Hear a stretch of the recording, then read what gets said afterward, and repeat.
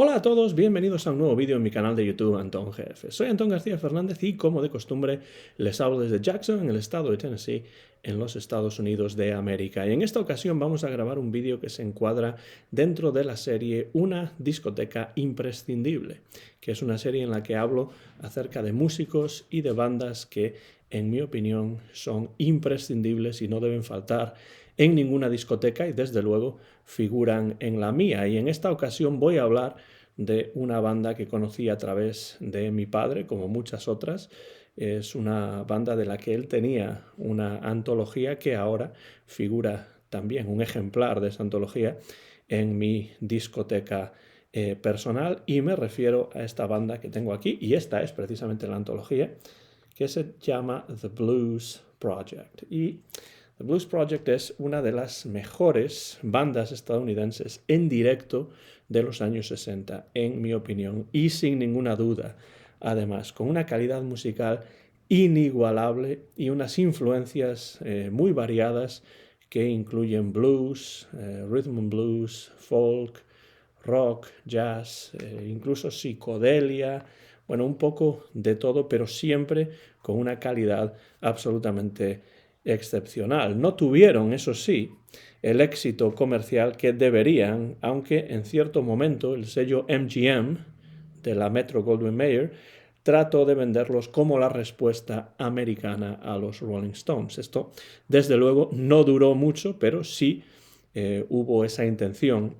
en cierto momento de su carrera. Pero lo que sí es cierto es que grabaron una serie de discos más que interesantes entre los años que van desde 1964 a 1972, con diferentes formaciones de las que vamos a hablar un poco en el vídeo de hoy. La historia del Blues Project comienza a finales de los años 50 y principios de los 60 con la llegada al Greenwich Village del guitarrista Danny Kalb, que empieza a tocar en clubs del Village, como por ejemplo el Night Owl o el Gaslight, los mismos clubs, por cierto, en los que otros músicos un poquito posteriores, más o menos contemporáneos, como Bob Dylan, comenzaron sus carreras. Y también Danny Kalb, en estos primeros momentos en el Village de Nueva York, empieza a recibir la influencia importantísima de Dave Van Ronk y también de otros músicos del Greenwich Village que que pululaban por ese lugar en esos momentos. De hecho, empieza poco a poco Danny Kalb a hacerse un nombre en los clubs neoyorquinos, porque en 1964 llega a grabar un par de temas para una recopilación de folk blues que se llama precisamente The Blues Project. Es entonces cuando decide formar su propia banda, y ese acaba siendo el nombre elegido para bautizar a su grupo. No es por casualidad que este grupo se llama The Blues Project. Tiene que ver con esa recopilación de grabaciones folk rock que apareció y además tuvo bastante éxito en 1964 con varios artistas, y entre ellos el propio Danny Kalb. Y con Kalb a la guitarra, Steve Katz también a la guitarra y a la armónica, Andy Kohlberg al bajo y también a la flauta en algunos temas, y Roy Blumenfeld a la batería. Y, por supuesto, en esta primera época del Blues Project, la personalidad vocal de Tommy Flanders, el grupo empieza a labrarse una reputación en el Village como una banda que produce un sonido muy bluesero, muy enérgico en todas sus presentaciones en directo. En cierto momento llegará a la formación nada más y nada menos que Al Cooper a los teclados, y esto va a otorgar todavía mayor variedad al conjunto, que es una banda que, de hecho, si escuchamos sus grabaciones, sobre todo las grabaciones en directo, nos damos cuenta de que es un grupo que no trata de imitar a los clásicos del blues, sino reinterpretar sus temas pasándolos a través de su propio tamiz musical. Es así, al ir pues puliendo cada vez más su estilo y al ir teniendo cada vez más éxito en los clubs de Nueva York, es entonces de esa manera como consiguen un contrato de grabación con Verve Records, más o menos al mismo tiempo en el que empiezan a tocar en el Café Au Go Go en Nueva York. Esto ocurriría más o menos alrededor de octubre del año 1965 y allí, en el Café Au Go Go de Nueva York, graban a finales del año 65 y principios de 1966 su primer disco, que es un disco en directo y que se titula Live at the Café Au Go Go.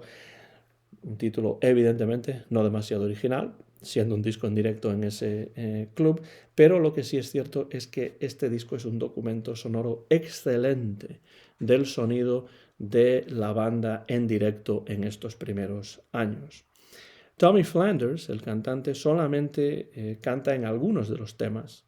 porque hubo ciertas discusiones entre él y el resto de la banda que provocarían que acabase dejando The Blues Project en el momento en el que se estaba grabando este disco en directo. Por tanto, aparecen ciertos temas de este álbum, pero no en todos. Y tras la salida de Tommy Flanders, los miembros de la banda, al ya no tener esa presencia vocal de ese showman que era Flanders, empiezan entonces a poner un mayor énfasis, a subrayar con mayor importancia la instrumentación. Y así es, por ejemplo, como nace el tema Flute Thing, en sus versiones tanto acústica como eléctrica, y también las improvisaciones en directo se van haciendo cada vez más complejas y más largas, un poco al estilo de lo que en directo hacían los Yardbirds, más o menos por la misma época. Entonces, por supuesto, que siguen cantando, sigue habiendo vocalistas en el grupo, pero al no estar Tommy Flanders empiezan a poner mayor énfasis, a hacer mayor hincapié en la instrumentación, en la parte instrumental de su música. Y en abril de 1966 van a realizar un viaje importantísimo, prácticamente fundacional en muchos sentidos, a San Francisco. Van a San Francisco por primera vez en abril de 1966 y allí causan una impresión muy notable en bandas que por aquellos momentos estaban empezando en la costa oeste, como por ejemplo Jefferson Airplane o Grateful Dead. Esta influencia de los músicos del Blues Project sobre la escena musical de San Francisco de la época es bidireccional, porque ellos mismos también quedaron muy impresionados, les gustó mucho el ambiente hippie de Haight-Ashbury y regresarían a San Francisco en varias ocasiones para tocar en directo, incluso para grabar. Y de hecho, durante esta primera visita en San Francisco grabaron Flute Thing y Fly Away, que acabarían formando parte de su magnífico álbum Projections, que es un disco desde luego indispensable dentro de la discografía del Blues Project. El resto de las sesiones que conforman ese disco que es Projections, además de Flute Thing y Fly Away, que se grabaron en San Francisco, tuvieron lugar en Nueva York. Curiosamente, en momentos en los que otros grupos, como los Animals, por ejemplo, dejaban libres los estudios de MGM y entonces los llamaban y les decían: esta tarde, entre tal hora y tal hora, el estudio va a estar libre porque tal banda no va a utilizarlo, entonces venid y grabad parte de vuestro disco. Así es como se grabó este magnífico álbum que se llama Projections, y es un disco que refleja claramente la variedad estilística de la banda y también la enorme calidad de su música en estos momentos. Esto se nota también en el directo, en el Café A Go Go, pero claramente en este disco de estudio, primer disco de estudio de la banda, que es Projections. En la primavera del año 1967, después de intentar conseguir un éxito pop con una muy buena canción compuesta por Al Kooper, que se titula No Time Like the Right Time,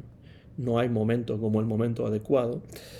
empiezan en estos momentos ya los problemas entre los miembros del grupo, lo cual no se ve favorecido de ninguna manera por la depresión que estaba sufriendo en esos momentos su fundador, Danny Kalb.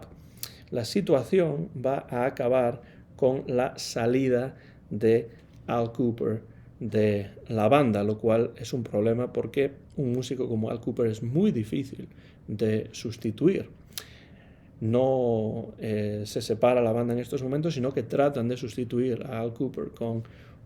un músico que se llama John McDuffie,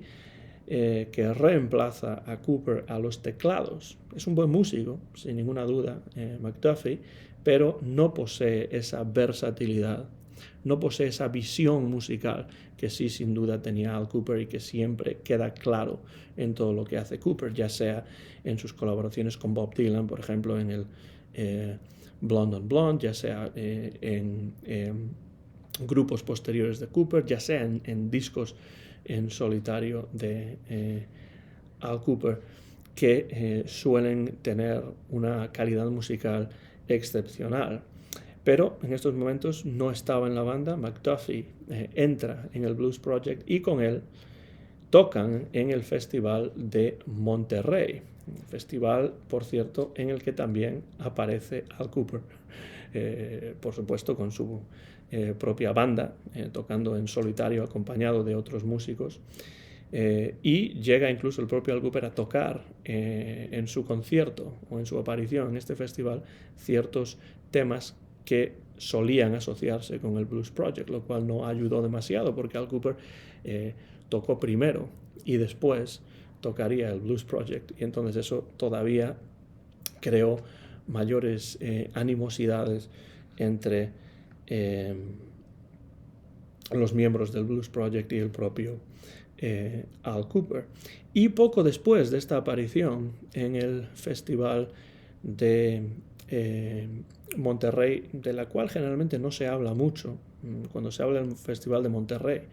que fue un festival importantísimo, no se suele hablar de la participación del Blues Project en ese festival, pero sí que aparecieron en el cartel y sobre el escenario de ese festival. Poco después Verve va a publicar un disco en directo del Blues Project que se titula Live at Town Hall, en directo en Town Hall, pero eso en directo hay que ponerlo entre comillas, porque es un disco un poco irregular, cuya mayor parte, a pesar del título, no se grabó en directo, sino que gran parte de los temas que aparecen en este disco supuestamente en directo son temas de estudio con aplausos añadidos posteriormente. Incluso algunos de los temas que sí son en directo no se grabaron en el Town Hall, sino en la Universidad de Stony Brook. Entonces es curioso que el disco se titule Live at Town Hall, en directo en Town Hall, cuando la mayor parte de las grabaciones no son en directo, y las que sí son en directo, la mayor parte de ellas no tuvieron lugar en el Town Hall. A mí es un disco que me gusta, pero desde luego es un poco sorprendente que esto haya ocurrido. Y bueno, pues desde luego, si se hubiese grabado el concierto en directo de la misma manera que se hizo con el Live at the Café O Go Go, probablemente sería un disco mejor. Las cosas no van muy bien en estos momentos y en verano del año 1967 la banda se separa. No será definitivo, como veremos, pero la banda, estas primeras formaciones del Blues Project se separan. Danny Kalb se muda a San Francisco, donde desgraciadamente ingiere LSD, y esto va a agravar los problemas psicológicos que ya acarreaba y de los que hemos hablado anteriormente. Al Kooper y Steve Katz forman la banda Blood, Sweat and Tears, otro ejemplo de la excelencia musical de Al Kooper. Andy Kohlberg y Roy Blumenfeld compran una casa en San Francisco y Kalb acaba mudándose a vivir con ellos un tiempo para tratar de recuperarse y descansar y bueno, pues tratar de mejorar en todo lo que tenga que ver con los problemas psicológicos acuciantes que estaba sufriendo en esos momentos. Andy Kohlberg y Roy Blumenfeld forman además una nueva banda a la que bautizan con el nombre de Sea Train, el tren marino o el tren del mar, y curiosamente graban un disco que sale a la venta como si fuese un disco del Blues Project, bajo el título de Planned Obsolescence, obsolescencia planificada, ¿no? Y es un disco que sale bajo el nombre del Blues Project por cuestiones contractuales, porque le debían un disco a Verve y entonces este disco es el que completa ese contrato que tenían que honrar y que tenían que completar de alguna manera, pero es un disco que realmente si lo escuchamos no tiene mucho que ver con el sonido del Blues Project. En los años 70, la historia del Blues Project tiene una breve coda, aunque se separó la banda en 1967, pues en 1970 tenemos una pequeña coda, en este caso una coda musical evidentemente, porque el grupo de alguna manera se vuelve a reunir de la manera siguiente, porque Danny Kalb se va recuperando y decide volver a Nueva York con Roy Blumenfeld y allí forman una nueva versión del Blues Project como trío con Don Kretmar y graban el disco Lazarus para Capitol en el año 1971. Entonces, esta es una nueva formación del Blues Project, de este proyecto del blues, que se reúne y en el año 1971 graba este disco Lazarus como trío en esta ocasión, Roy, Danny y Don Kretmar. Y posteriormente, no contentos con este sonido de trío, añaden unos cuantos miembros más, recuperando de una manera casi circular ya para cerrar el círculo al vocalista Tommy Flanders y graban para Capitol el álbum que se titula simplemente Blues Project. Así, de esa manera, más o menos podemos decir que se completa la discografía de este grupo. No completamente porque en el año 1973 la formación clásica del Blues Project, la del año 65, 66, la de mediados de los 60, se reúne para dar un concierto en Central Park que se graba. Este sí es un concierto en directo, no es un concierto falso o falseado, y se puede encontrar también, al menos que yo sepa, en vinilo, parte de esta coda musical del Blues Project en los años 70. Un grupo de una calidad excepcional, con unas grabaciones muy interesantes, pese a que tampoco es que grabasen demasiado, pero con unos músicos muy interesantes, algunos de los cuales después tendrían proyectos diferentes como Blood, Sweat and Tears en el caso de Al Kooper y Steve Katz, pero que con el Blues Project hicieron grabaciones de verdadero interés y entonces creo que su música merece estar en una discoteca imprescindible y por supuesto cualquiera de estos discos que he mencionado, sobre todo el directo en el Café O Go Go y el Projection, son dos discos absolutamente excepcionales. El de Town Hall tampoco está mal, pero sería otro disco que se podría añadir para completar un poco el sonido de esos años clásicos del Blues Project entre 1965 y 1967, pero quien esté interesado en tener simplemente un disco del Blues Project, pues este que enseñé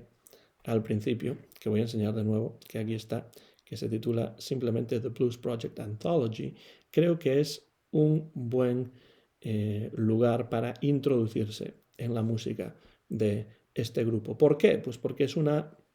recopilación, una antología muy bien hecha y que incluye grabaciones prácticamente de todas las épocas del Blues Project. No de todas, porque quien realiza esta recopilación dice que el disco Planned Obsolescence no le gusta, el que realmente es un disco de C-Train, pero que sale con, pues bajo el nombre del Blues Project, entonces no va a incluir ningún tema de ese disco, pero sí incluye incluso algún tema de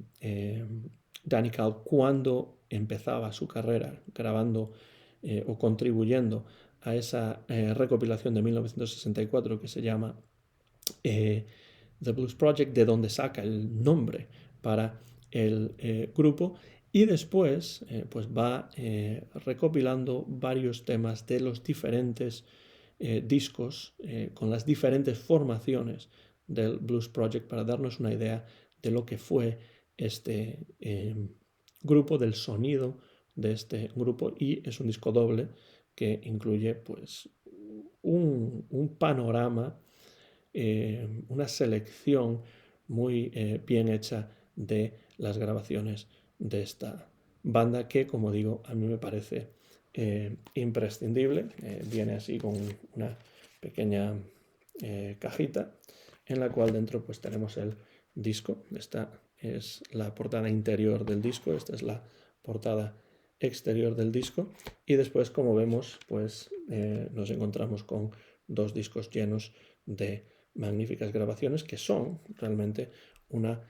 muy buena introducción a la música de este grupo, el Blues Project, que yo recomiendo que ustedes se acerquen a ella si es que no conocen ya el sonido de este excelente grupo de los años 60 en los Estados Unidos, y además un grupo que, como ya mencioné al principio, pues tiene unas influencias muy variadas y eso se nota mucho en la música que graban, desde el blues al folk, a la psicodelia, e incluso ciertos toques de jazz por aquí y por allá. Verdaderamente, como digo, recomendable. Termino así este vídeo sin olvidarme de animarles a que dejen comentarios si conocen la música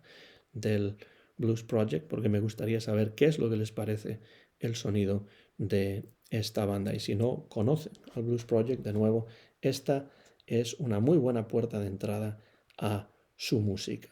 Soy Antón García Fernández. Terminamos aquí el vídeo que se grabó en directo en Jackson, en el estado de Tennessee, en los Estados Unidos de América, sin ningún tipo de corte, en el mes de enero del año 2021. Mío es el copyright de este vídeo, que muy pronto ustedes van a poder ver en mi canal de YouTube, Antón GF. Como siempre, muchas gracias y hasta la próxima.